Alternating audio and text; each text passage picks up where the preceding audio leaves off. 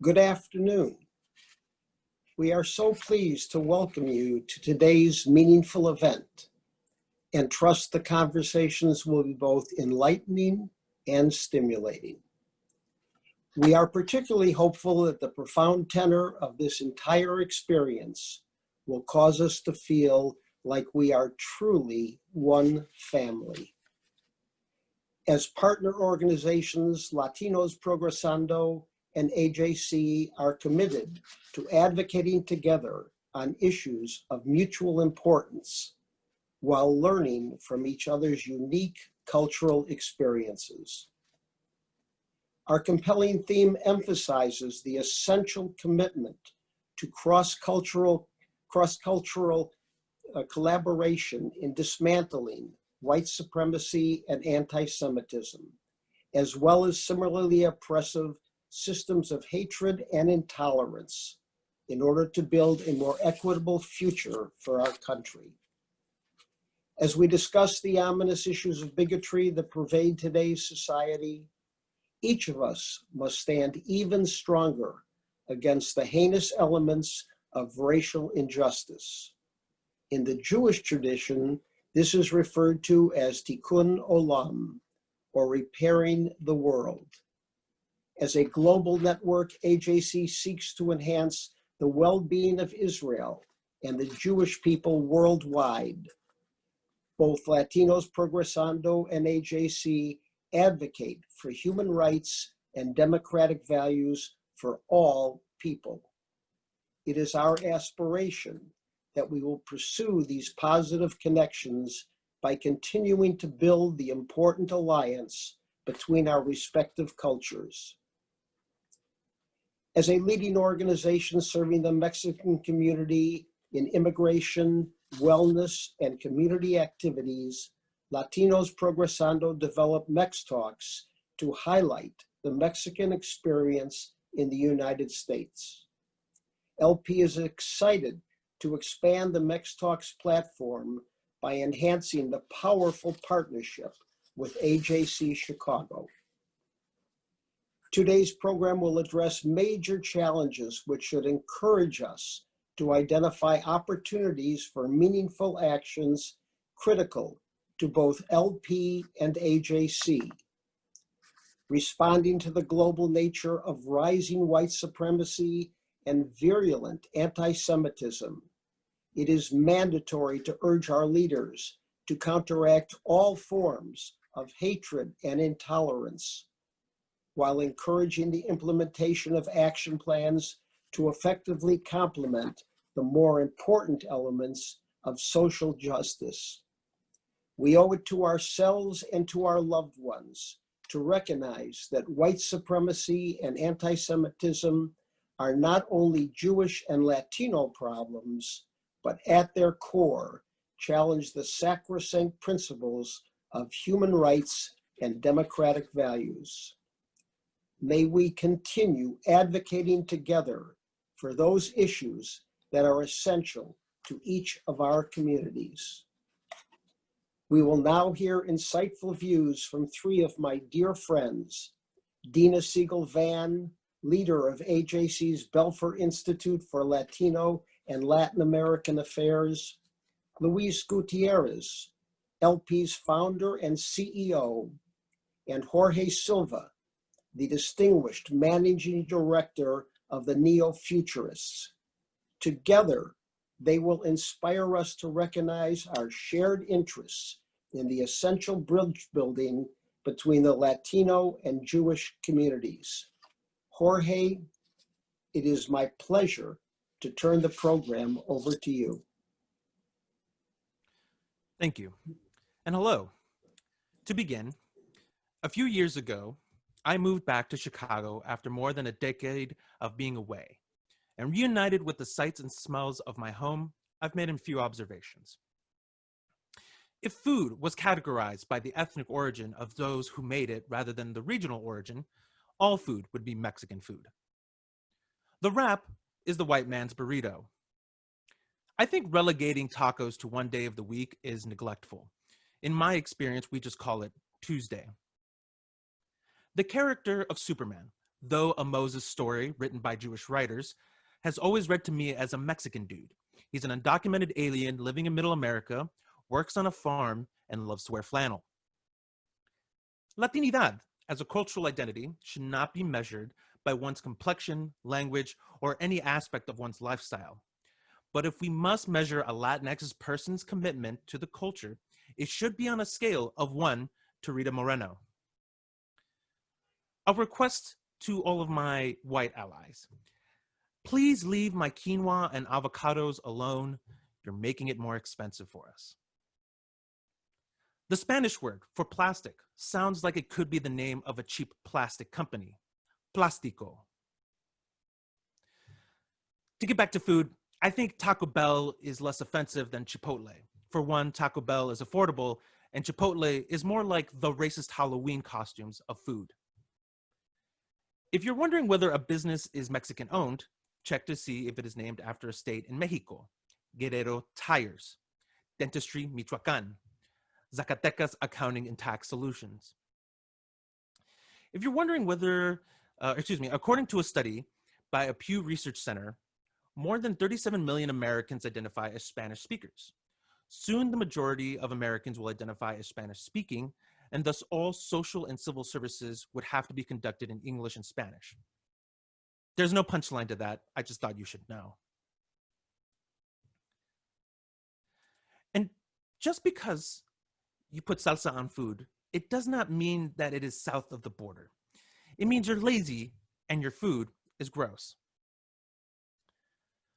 Thank you, and good afternoon. My name is Jorge Silva, he, him, his, and I'm the managing director of the Neo-Futurist Theater Company. I'm a native Chicagoan, a half Bolivian, half Mexican, indigenous identifying artist, and as it so happens, a categorical goy.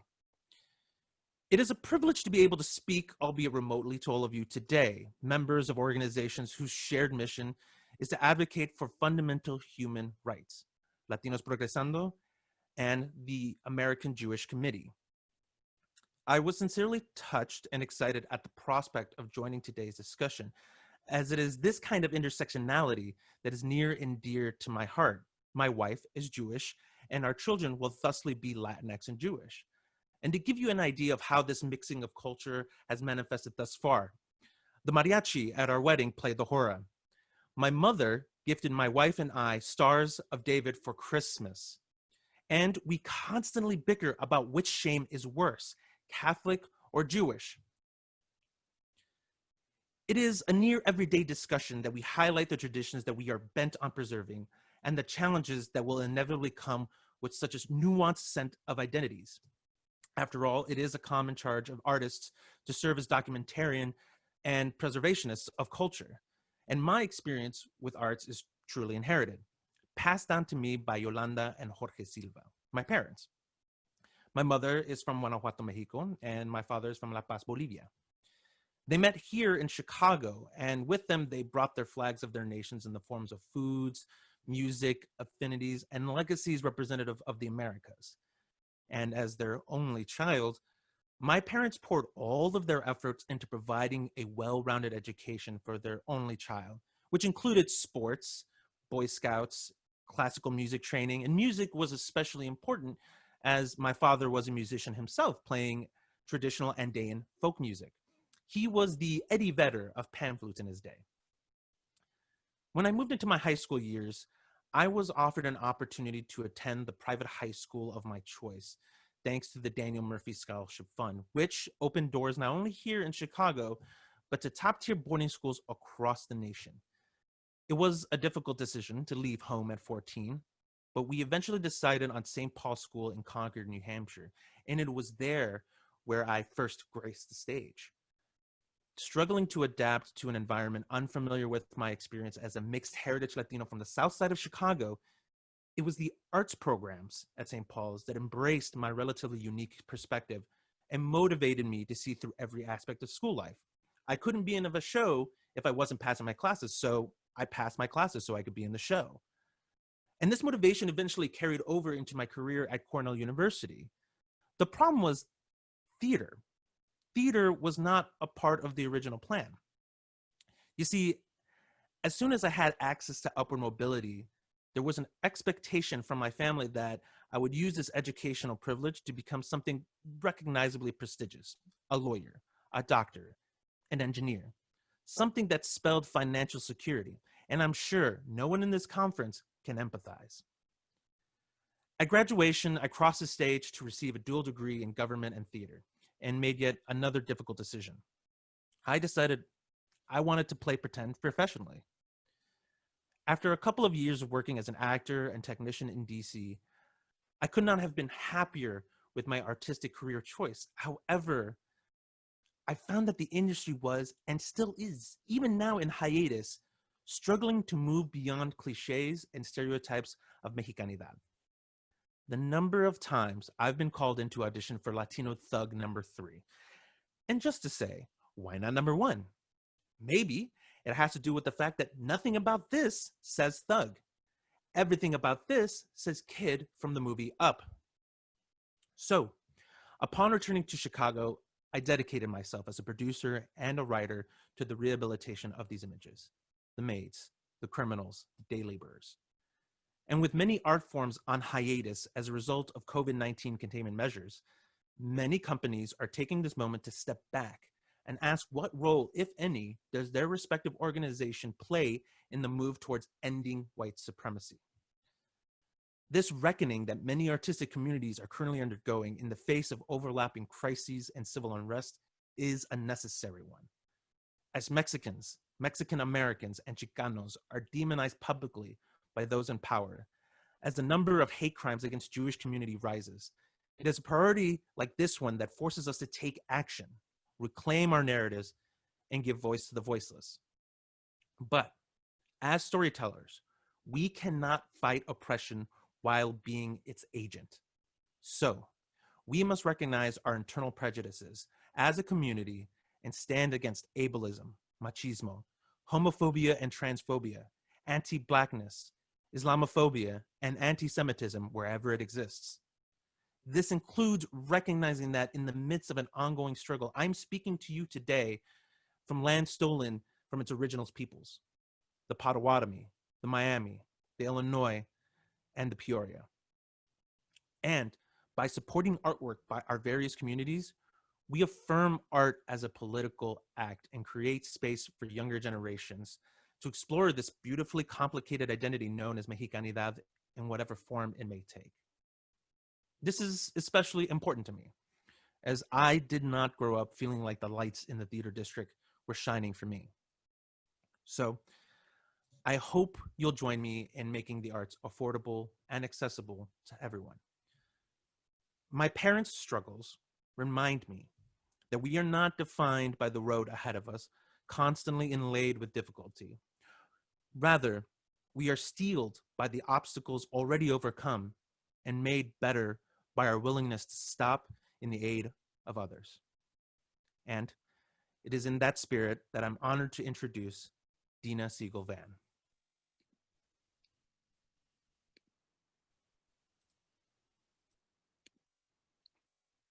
Thank you so much, Jorge, for that inspirational and very amusing presentation. I feel truly privileged to be part of this conversation with fellow Latinos and Jews, all of us connected in one way or another to an immigration journey, resulting in hyphenated identities with prolific opportunities for reinvention and for bridge building. My gratitude particularly to Luis Gutierrez. I had the distinct honor to introduce him to Israel several years ago while on an AJC Project Interchange visit, which helped solidify our partnership. To Steve Barnett, our indomitable AJC leader and a true believer in the critical work of our Latino and Latin American Institute, muchas gracias for your continued commitment to a strong strategic Latino-Jewish alliance. I would also like to take the opportunity to recognize our good friend, Consul General Reina Torres Bendivil, who has been an ongoing champion of strong ties between our communities. Bienvenida. I can still remember how not that long ago, US Latinos and Jews remained indifferent to one another, leading parallel lives. But a dramatic shift took place in the last decades, derived from domestic, hemispheric, and global developments. the strengthening of Latino, Mexican, Jewish links became of the essence to both communities. And this awareness led to the unearthing of common threads running through our histories, shared experiences, and enlightened self-interest. Today, it is most gratifying that the sense of urgency to build a Latino-Jewish coalition is not only on more solid grounds, but it is equally shared. I have been fortunate enough to have been at the forefront of this transformational push as an integral part of AJC's intergroup and diplomatic work for the last 17 years.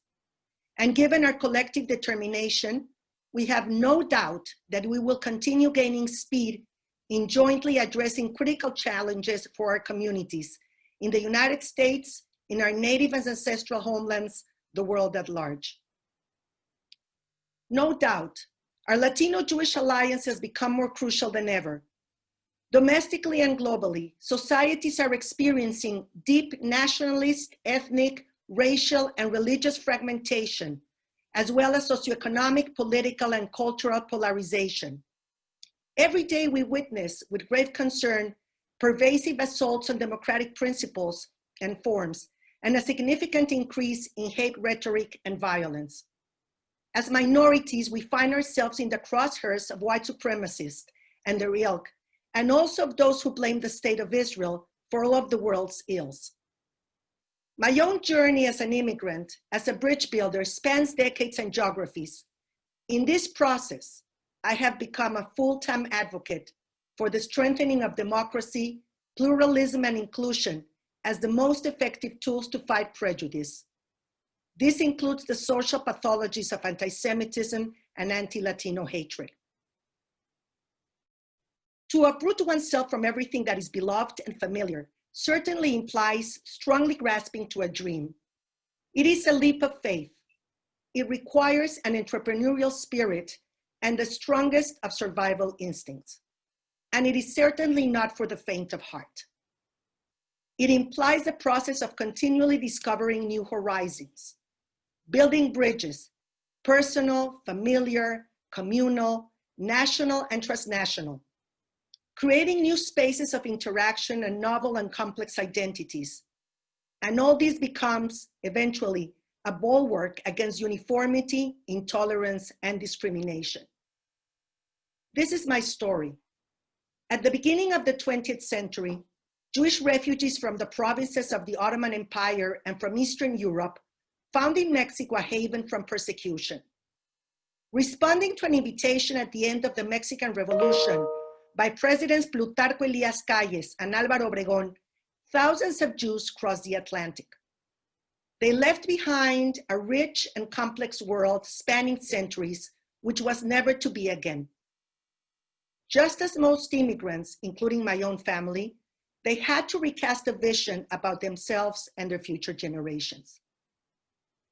Mexico generously opened its doors to Jews escaping persecution when US borders unfortunately remained closed.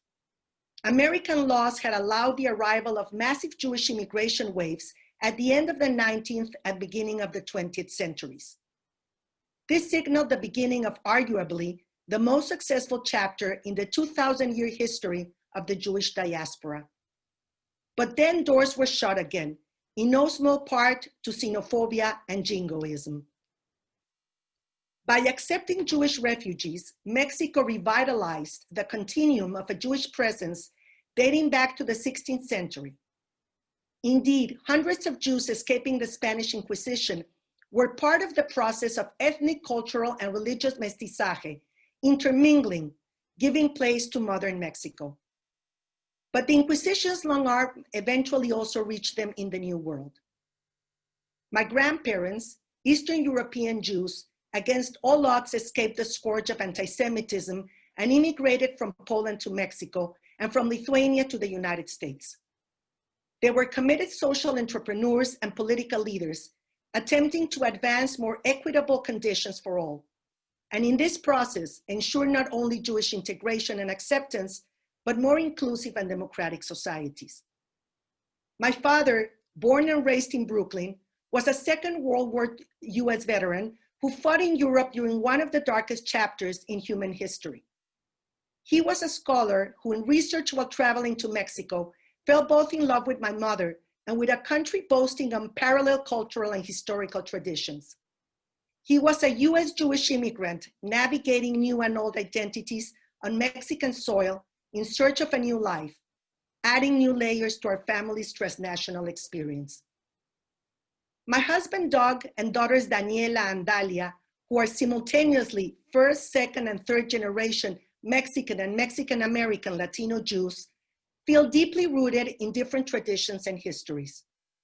My family's hyphenated identities have helped enrich the diversity, sense of inclusiveness, and cultural mosaic of Mexico, the United States, and the Jewish people, including our ancestral homeland, Israel. I've been a Jewish professional for the last 35 years, and I have been privileged to help bridge communities, nations, and regions which are part of my own personal history and geography. But in the last few years, we have continually been exposed in this country and elsewhere to siren calls for uniformity, for closed borders, for exclusion.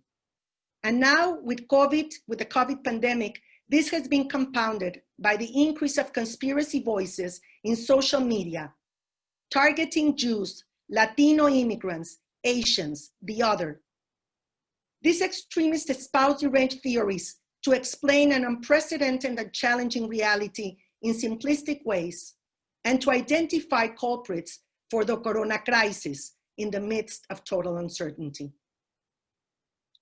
The images of neo-Nazis with torches in Charlottesville in 2017 hearken to dark chapters in the history of the world, which we all thought would not return, and which call into question the strength of democratic principles which have been the essence of this nation since its founding. And the 2018 Pittsburgh Synagogue Massacre, which sadly we commemorated a few days ago, the subsequent attacks in Poway and Muncie, the criminal assaults against Latinos and Mexicans in El Paso, and the exponential increase of hate speech and violence in the public square and online have certainly been a rude awakening. More than ever, a few days before consequential elections in this country, our indispensable work as bridge builders should be focused on underscoring what unites us rather than what keeps us apart. Our many common pathways, constant reminders not only of our own and collective diversity, but of our deep sense of co-responsibility for each other, of a shared fate as Americans, as Latinos, as Mexicans, as Jews, as citizens of the world. Thank you so much for listening.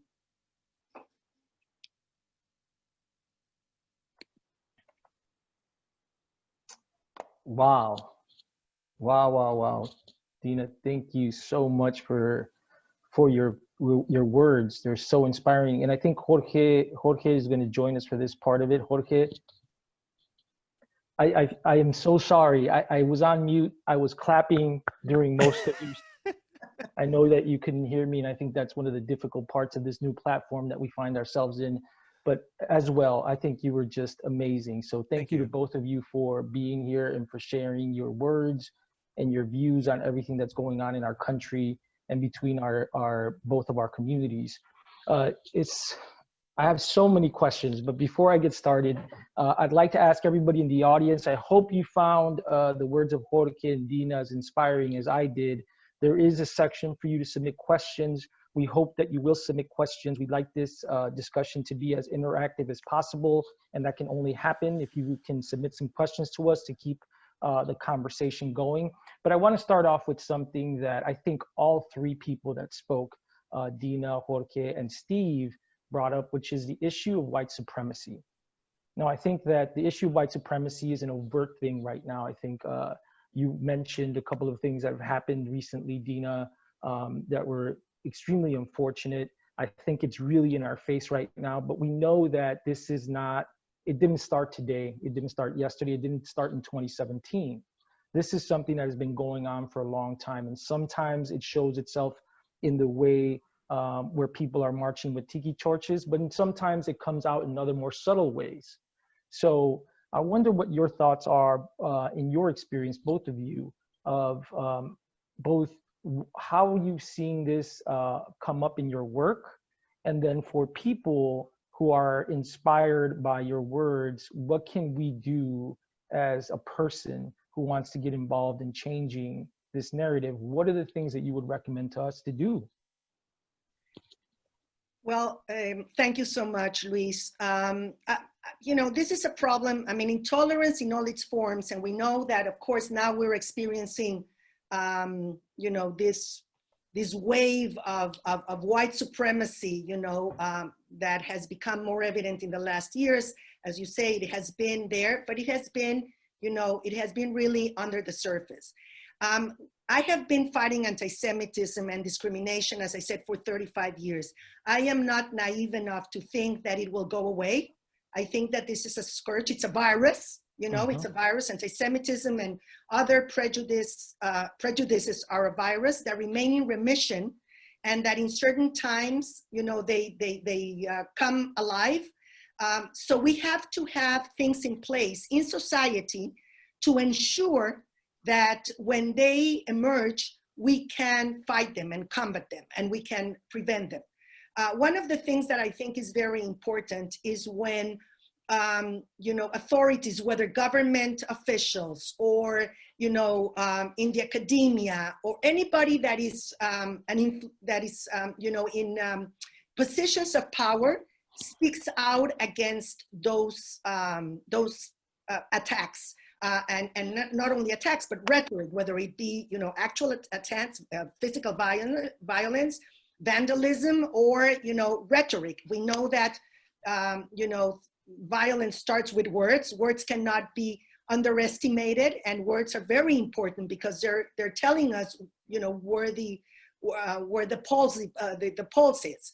So it's very important that, and I've seen it around, not only, in the US, I've seen it around the world, when you see strong statements coming from powerful political figures, or figures that have influence, it has an impact. Very important. It sets the standard for what is permissible and not permissible in society. And I think that at the end of the day, that's something that we should be looking at. What is permissible and what is not permissible? What we've seen in the last few years is that, anti-Latino rhetoric or anti-Mexican rhetoric is okay. You see it in online. I mean, now we're seeing, Facebook and Twitter and others trying to self-regulate, in that sense, and try to not to allow some of these voices to be there. But it was allowed for many, many years. So now the time has come, for us to really try to push for this not to continue happening. So that would be the first thing I would say about it. Thank you so much for that. You said something earlier too, and Jorge, I wonder how you feel about this as well. I never thought I was going to see this growing up. I thought, I read about, in history, all of these injustices that happened in our communities, and it felt to me like a story that was told from back in the day, that was something that we were going to learn from. And there were times in my life where I used to say, wow, I can't believe that went on, and how could that ever happen? And then I felt like I woke up one day and the world changed. Yeah, I mean, it's like we've said already. It's been there, but it's just evolved over time, and that's a big part of whiteness. That whiteness, in terms of white supremacy and culture, has this ability to evolve and to adapt, and thusly we have to do the same to be able to identify it and stand against it actively. So, I think about it. Obviously, everything for me comes through the lens of arts organizations and nonprofits. And the way I constantly see it in my time is we see a lot of nonprofits needing to mimic the structures that a lot of corporations undertake, and a lot of the capitalist structures that end up supporting whiteness as its center. And so, and in the arts organization, that comes in the form of verticality in terms of organizational structure. And when we talk about subtle ways that it manifests subtly, well, that's one way, because inevitably we end up exploiting workers, artists at the time, most of the time, but also the stories. And so the authenticity of storytelling becomes diluted, and it's for the sole reason of exploitation. And that's the way that I've seen it manifest and continue to manifest. And when I think about what you just said about how that was the way in the past, I think that's part of the thing that's kind of our fault. The arts is kind of at fault, and then to a certain degree, like film, television, as something like it's told us that it's a thing of the past, as a mode of comfort and escapism, when really what needs to be done is continually reminded of how it comes about, so that when it does, we're not surprised by it, or we can see it coming from far away. I wanted to say also, if I may, Luis, and that, you know, we need to have tools to fight it, besides, you know, having these statements by political figures or other figures. You know, AJC has been pushing together with other communities for something called the No Hate Act in Congress, which is very important, first of all, to define what prejudices are. You know, for example, in the case of anti-Semitism, we have this International Holocaust Remembrance Alliance definition. You know, you have to first understand what the problem is, like Jorge was saying. You know, if you don't understand that there's a problem with the narrative, or there's a problem with certain structures or whatever, you cannot fight it. So it's very important to understand what the problem is, and then to be able to measure when there's attacks against, you know, those standards. And that's why, you know, we're pushing for this No Hate Act, which passed the House. We hope that it's a bipartisan bill. We hope that it will pass also the Senate. But I think it's very important to have those tools, you know, those legislative tools, because, you know, it's the political statements, it's education, but it's also legislation, you know, sanctioning that type of behavior. That's really interesting that you talk about that. You know, I think constantly about immigration and what this political climate has meant for immigrants.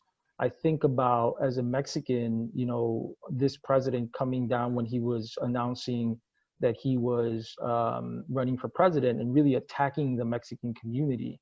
And, you know, for a long time, there have been debates by people in neighborhoods about, like, whether you should even vote or not. Does the system actually represent me? And, you know, I've had conversations, particularly with younger people in our communities, about whether they should vote or not. How important is this election, and how important is voting for people? I think it's first I'll allow the younger generation. Yeah. I mean, I think that, you know, I've only been allowed to vote for so long. So just to say that, but like, I think that I've never seen like my generation or younger generation so motivated to vote, because I think the stakes of like what's on the ballot is very clear and resonant, and it's a result of the time that we're in. So like the climate change, voting rights, housing, closing the wealth gap, like all of these things are clearly on the ballot, whereas in years past, may have not been as clear of the kind of stakes because of the way that we managed to engage sociopolitical conversation. But I think it's so clear at this point. And I definitely get that conversation with my students, my high schoolers, who were, when I worked in an affinity group, there was like, what's the point? Well, because it's, you know, I always tell them, like, if you don't practice this right, it's more easy for someone to take it away from you. Absolutely. You know what? And I think that it also goes, you know, putting my hat now as a Latina, I think it's very important that Latinos, we have the possibility of really, really making an incredible impact, not only on these elections, but, you know, subsequent elections. We're talking about 32 million eligible Latino voters. And unfortunately, we haven't really seen, you know, our political power has not been articulated because we don't vote. You know, and we understand why, but I think that it's very important that we convey the message that, you know, that as a community, we want to also be empowered, politically empowered, and make our voice heard. And I compare it to the Jewish community, which is a much smaller community, but American Jews vote, you know, with a vengeance in every election. And they have become really the swing vote, very tiny, but in Florida and other places, you know, as you know, elections are really determined by very small margins. Right. So those votes really make a difference.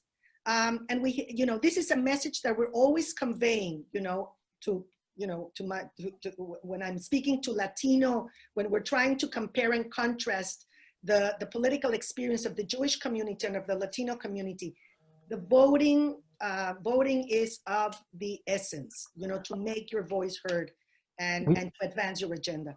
Thank you so much. We have a couple of questions that have come in, and I encourage others to continue to ask questions. Linda Siegel, Jorge, you said we can't be against discrimination while we participate in it. Can you help us understand what we do that's discriminatory when we don't mean to be discriminatory? Yeah, I think it's often manifests itself in combining ethnicity and race.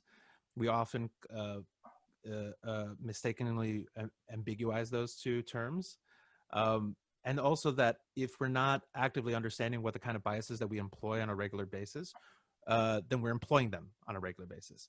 And so that's what I mean. And I think that's applicable to every community. When we first had this conversation, I was talking about the Mexican community as well as the artistic community, right, where the artistic community really likes to tout itself as a progressive community, but we end up, again, centering whiteness as a part of our culture and as part of our structures. And so and I think that exists for Mexicanos as well.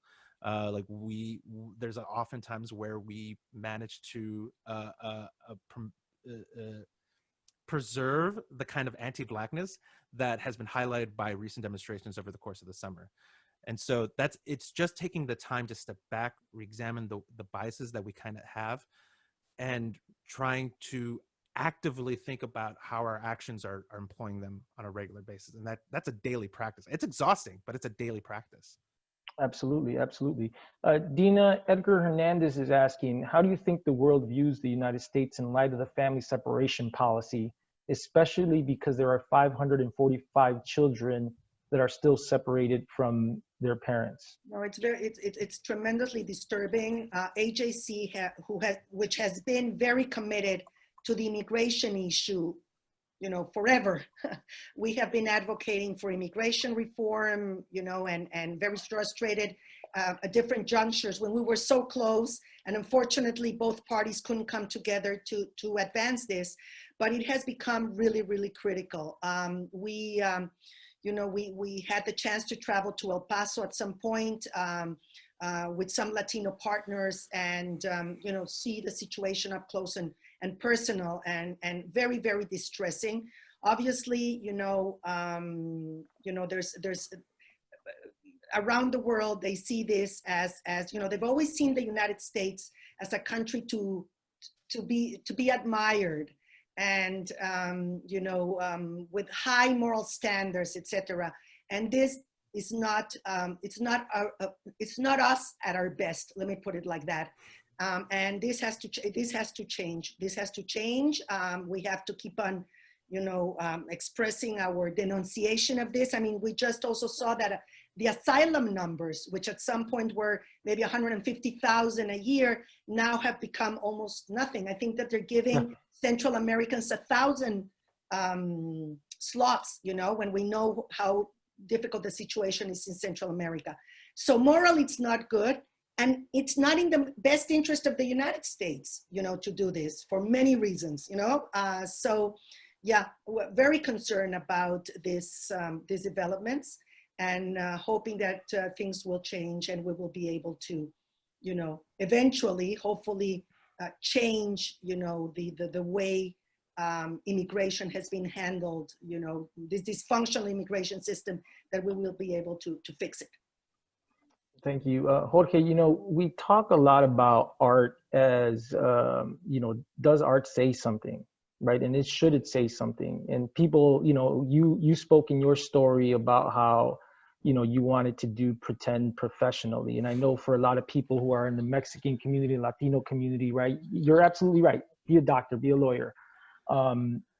But I feel like the arts really are about letting us know where we've been and where we're going and what we want to build to. So what responsibility do you see in your fellow artists and art theaters about telling this story? And are they doing it? Are you doing it? Are they doing it? What's missing? What should they be doing?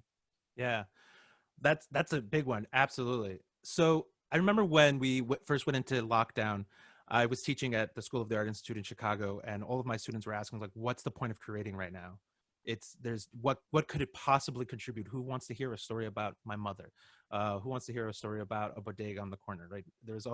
And again, it's that thing I said earlier, that creating the artistry, we serve as documentarians, and all art is political. No matter if you intend it to be or not, all art is political. And it contributes in some way, shape, or form. It could be detrimental, it can be beneficial, but it's inherently political. And so it is our jobs to be conscious of that and make sure that we're contributing actively to the conversations at hand. And right now, theaters, for example, are facing a movement of scrutiny, as well it should, about what is it doing to actually be anti-racist? Like, what does that even mean? What are the definitions around equity, inclusion, and diversity that we tend to throw around a little generously? And what does it actually mean to employ them with a holistic consciousness around it? And so I think the theaters are trying their best. And like right now, again, this is a good time where there is really no in-person live theater. There's a time to reflect and to really reorganize. And again, make sure that we're asking the question, why are we doing this? Is it to be on stage because we have a huge ego? That's probably true.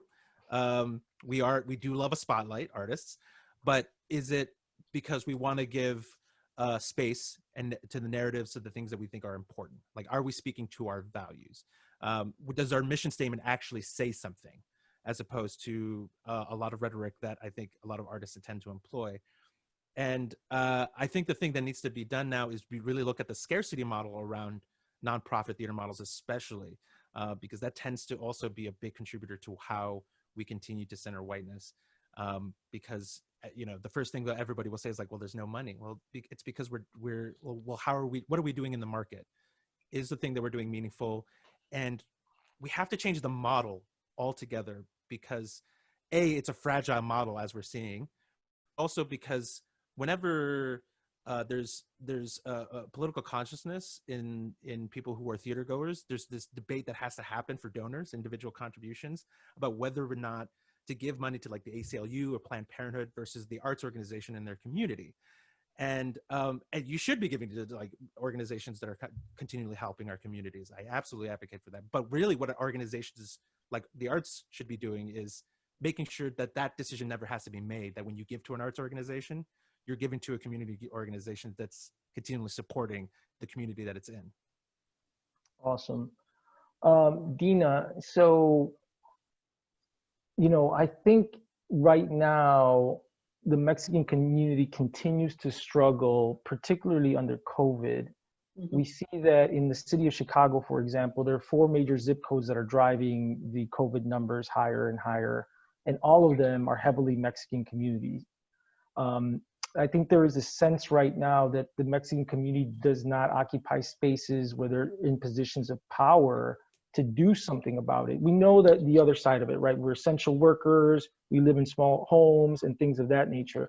But there doesn't really seem to be a movement by Mexican leaders throughout the country that talk about the Mexican issues and how that's affecting Mexicans in cities like Chicago. What do you see in your work nationally and internationally that the Mexican community is doing well, and what do we need to be doing? Yeah, no, I hear you, and it's very distressing. And throughout all the years that I've lived in the United States, I've tried to join and to be part of initiatives, that aimed at bringing together Mexican Americans, whether first generation, mostly first generation, but it would be very important also to mobilize second and third generations, those who have been here for several generations, are understand and understand the system, know how to navigate it in order to organize the community. And there's been lots of failures, but there's been also some, I think, would say, some successes. There's an organization called the U.S. Mexico Foundation, for example, which does incredible work. I don't know if you're aware of it, based here in Washington, but they do a lot of work in trying to, on one hand, addressing the situation of Mexican Americans in the US, but at the same time, trying to bridge, the U.S.-Mexico divide, or, and bringing and making sure that Mexican Americans become a bridge between both countries in a constructive way. So, there's some initiatives that have worked. I haven't seen organizations, and of course, 36 million Mexicans, and many of them second, third generations, you would expect an institutional architecture like the Jewish community that would allow, and I come back to the Jewish community because the Jewish community has such a rich institutional architecture, too many organizations sometimes with too many opinions, but an organization that, like AJC, can advocate for Mexican Americans in Congress, in the halls of power, or an organization like the Joint Distribution Committee, which does work abroad, but there's other, like the Federation, the Jewish federations that do work for the Jewish communities at the local level, things of that sort. And we haven't seen, that type. I understand at the same time that our experience as a diaspora is very fresh. We're young. We're a young diaspora. The Jews have been a diaspora for 2,000 years, and even more. Mexicans are recent, diaspora participants, and therefore, we're learning. We're learning as we go, and that's why it's so important, the coalition with communities like the Jewish communities and others who can share their expertise, their know-how, the things that have worked and have not worked. There are things that have not worked, and how we can together, Mexican Americans have to find their own voice, but how we can together advance the well-being of what's going to be, 25% of the population of this country in the year 2050. Latinos are going to be 25%, and 70% will be Mexican Americans. So it's in our own best interest to ensure that the Mexican American community and other Latino communities, become the best they can be, and that they have access to, to education. Yeah. Dina, I think you just gave us something to work on for the future. So you and I are going to have that conversation about how we create this entity, because I think you're absolutely right. And it's so important, right? We need to figure out how to create these structures where everyone at every level in the Mexican community can participate and advance the rights of other Mexicans in the United States, right? And even looking across the border and figuring out how do we connect to Mexico, because we're so close to each other. Yeah. What happens in Mexico really influences a lot of what happens in the United States and vice versa. So we need to start to figure out how we have those conversations and set up those structures. So I think, Dina, you and I have some homework to do, and we're going to bring Jorge around with us so he can help us tell the story and move forward on that. So I'm going to ask people who are tuned in once again, if you have any questions, please drop them in the box. We would love to hear what your thoughts are and get some of the questions out to Dina and Jorge. Another question I have for both of you actually is this. We're living in a really difficult time. There is so much going on. Sometimes you wake up in the morning and you really don't even know where to start, right? You have the Black Lives Matter movement, which is extremely important. We all need to support. You have the Latino community trying to get a voice. You have the white supremacy, all of these things happening, right? So as a Mexican community, how do you create space for Mexicans within that can, in a sense, show your pride in who you are and who your community is, but also show that you support all of the other movements that are happening at the same time? I think that's something that a lot of people in the Mexican community have struggled with, is that, we want to talk about some of the Mexican issues and what's happening in the Mexican community, but I don't want to seem like I'm against someone else or against another movement. So any thoughts that either of you have or both of you have on that, I appreciate your thoughts. Jorge, do you want to start? Yeah, I'm just remembering the words of Nigel Smith, who's a director at the Flea Theater, when we were working together to do a play, and it was a play about slavery. But I think what he said translates and resonates to this question, which is that the like his experience in New York meant that he was constantly around Jewish communities, and what he loved about it was the fact that Jewish communities are so good at telling stories when it comes to memory and memory about pain, and I think about that as well, about Mexicanidad a lot, because there's a lot of lived memory that we get to have. And I think that's how you can support and show pride and show interest in your own culture without feeling like you're diluting the conversation or detracting from present crises. Because I think it's those moments that we share about pain and talking about memory more than anything else that begin to create universal bridges. And that's specific to storytelling.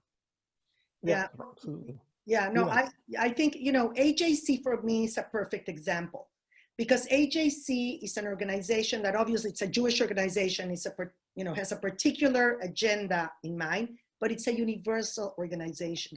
If you look at its mandate, it says, to ensure the well-being of Jews wherever they are, the state of Israel, and human rights wherever they might be. Jews understood, or the American Jewish Committee understood when it was founded in 1906, that it couldn't advocate on behalf of Jews if it wasn't advocating on behalf of other people. That, wherever there was racism for one community, there was racism for every community. That there had to be in society certain conditions that allowed every minority to thrive. So I think that, Latinos shouldn't feel, and I've made myself, that the same question, where are my fellow Latinos? Where are, because, yes, very important. And we all support, Black Lives Matter, and AJC has just established a very important agreement with the Urban League. We had a Black Jewish week. But at the same time, we continue advocating on against anti-Semitism. We continue advocating for Muslim-Jewish relations and Latino-Jewish relations. I think you can multitask. I think that there's enough where, as I said, yes, absolutely what's going on, what they call the original sin in this country, now slavery, and absolutely we have to raise our voice, but we also have to raise our voice for our own community. And it doesn't take away one from the other, because it's the same cause. At the end of the day, it's the same cause. And we would expect that as much as we advocate for our partners would advocate for us. Yeah, I think that becomes the key to a lot of the work that happens. And one of the things that I really appreciate about AJC is, we're reaching out to communities to figure out how we partner on issues like this, and how do we work together to make the world a better place. And, I think that the only way to move forward is to go beyond your own issues and see those issues in other communities. We're so connected in this world, right? And this is kind of the conversation, right, about what is the United States of America? Is the United States of America identity, right? Is it white nationalism and you have to be the white person and this is your America? Or is it an idea? Is the idea of the United States of America a place where people from other cultures can come together and, build a better place for the world? Yeah. And so I think is the debate that we find ourselves in. And so how do we, within that, both identify who we are, love who we are, take pride in who we are, and then extend ourselves to be able to help our neighbors? That, I think, becomes what we want to fight for when we move towards what we want this country to be. Absolutely. No, I think that you're right on, that's exactly what we have to be. I mean, for when we're talking about fighting prejudice, the only way you can do it is through coalitions. I mean, you cannot do it on your own, because again, these scourges they're not the problems of Latinos, they're not the problems of Black. I mean, they are, but I mean, I'm saying it's an issue that affects everyone. Everyone. So if we don't come together to fight it, it won't go away. It won't be, we won't be able to vanquish it. So that's something that, again, I think that Jews understand very clearly, because we're a very small minority around the world. So when you're a very small minority, you understand intuitively that you have to work with others to survive. Otherwise you go under. I think that with Latinos, we are, and with Mexicans, we're millions. So we believe, we don't need anybody else, but we do need, we need each other. We need other groups to come together and fight the good fight. So, yeah. And Jorge, like, how do we, I know that in our community particularly, right, because the fact that there's such a lack of resources and we look at the arts as something that's, a luxury, if you will, right? Yeah. But it's really a necessity, right? I think if we're going to move past this, it's a lot of what Dina is talking about. We can't do this alone. We have got to connect to other communities. We have to do this together. But we need the arts to make that happen. The stories got to be told, whether it's on stage or in the painting or on a wall. How do we come together to support the arts? And how do we get this message out to our community that this is not a luxury? This is a necessity. We need the arts to get through this painful time. Yeah. The thing I remember most about this kind of conversation is that somebody was talking to me about this exact same thing. It's like, it's not like Latinos participate in arts because it's a very expensive thing to be doing. But yet we go to the movies all the time, and the Latinos are a huge base. We're number one. Number one. Yes, absolutely. And so our money talks.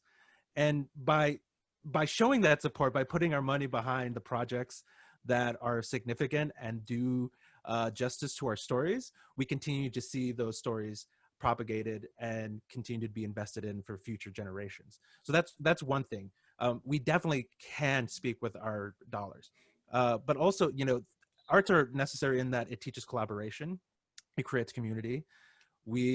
It's not always about money. It's just about the fact that we have this ability. We have social capital available to us as well, and collaboration is the name of the game. It's my job as somebody who's running a theater to try to make it as affordable and accessible as possible and break down those barriers.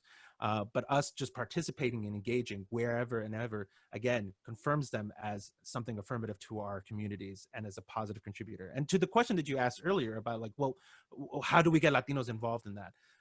Especially with the fear around financial insecurity. Well, law schools, business schools, they love creatives. They love people who are in their field who are creative. So engaging with the arts exercises that muscle of creativity. And likewise, the arts also has all kinds of jobs that include marketing, that include development, that include administration. And so it's not just the art itself, but it's what we do around the arts that can contribute to long-lasting careers, whether it's in the arts or outside of the arts. So these things are always opening up doors, and not to mention the education opportunities that come around them. So it's just by participating, we're affirming their power. Fantastic. So I'm getting a message that we're right up at the end of our conversation. I feel like we could keep talking for another hour. I really enjoyed it. I'm going to ask one last question though that came through. We've talked a lot about the challenges today, but what gives you hope for the future? I think that young people, but it's true. It's, we've seen the young people in this country and around the world that are not willing to accept things the way they are. They're fed up. They see what's going on with the environment. They're seeing on what's going on politically or police brutality or you name it. And they are willing to invest in changing the world, and I think that gives me a lot of hope. We don't know what's going to come out, who we're going to be when we emerge from COVID, from our caves, as I always say. When we emerge from our caves, we don't know what we're going to become. But I do have hope that this has been a chapter that has taught us a lot about what's important, about the importance of family, the importance of community, who's essential. I think that, that gives me hope that we will emerge from all this at the end of the day a better humankind, a better and nicer and closer and more humane humankind. I was gonna say the exact same thing. To say like the young folks, You because can like say I realize, Dino. You can say Dino. I mean, you two give me a lot of hope by the work that you do. But also, yeah, young people, because the generations that are coming after us are that much smarter, thanks to the advent of I say it's thanks to the advent of the internet. But that also that the dangers of indifference have been demonstrated by the previous generations. And so the engagement is that much greater as it continues. And so that's where I get a lot of hope from. I have to agree with both of you about young people. I think that they're inspiring. I am constantly amazed by the way that they see the world, and I see our role as being a role that helps to open doors for them so that the work that they're doing becomes easier than it was for us when we were in that space. As we wrap up, I just want to give you one last opportunity to tell us how we can support your organization. I know there are a lot of people here who already know us, but Dina, do you want a few words on how we can support AJC? Of course. I mean, you can go to ajc.org. You can follow us on Twitter at AJC Global or at AJC Latino on our Facebook as well. And, you know, participate in our programs. We have really amazing programs every week on great topics of importance to everyone. And yeah, and just, you know, and just I think that continue being plugged into our work, and of course become our coalition partners. That's very important. So I think, and also of course support our regional office in Chicago. We have a great office, whom I thank all the professionals for having helped put this program together. You know, that I think, you know, supporting them, supporting our organization by keeping abreast and plugged in would be much appreciated. Fantastic. Jorge? Similarly, going to the Neo-futurists.org to see where our work is currently, so that if for nothing else, to see what an experimental theater company does in this time digitally, but also to see what a consensus-based organization looks like, what a horizontal organization looks like, as potential a collaboration and potential model for other organizations, other sectors. Feel free to join the shows, but also our partner organizations, our community organizations. So if again, if what we're doing is okay and intriguing, make sure to see also the friends that we have, because we're partnering with organizations that are doing similarly in terms of trying to use arts to contribute to their communities. I also have to highlight the Ennio Murphy Scholarship Fund, which I mentioned earlier, because it's an organization that doesn't just provide support for private school attendees, but also public school attendees, so that resources that create upward mobility continue to grow across the city of Chicago. Fantastic. Dina, Jorge, thank you so much for your thoughtful words. You continue to inspire me, and I'm sure that everybody who's joined us for this call is inspired as well. Everyone, I'd like to say thank you to all of you for joining us for this wonderful conversation. A special thank you to Consul General Reina Torres Medellin for joining us today. Steve Barnett, thank you so much for your opening remarks, and a very, very special thank you to Adrian and Barbara. Adrian and Barbara, who put this whole thing together, were the magicians behind everything. They are the magic behind the curtain that made this all possible. Thank you all so very much, and I look forward to joining you in another conversation. Keep fighting for a better America and go out and vote. Thank you. Bye-bye.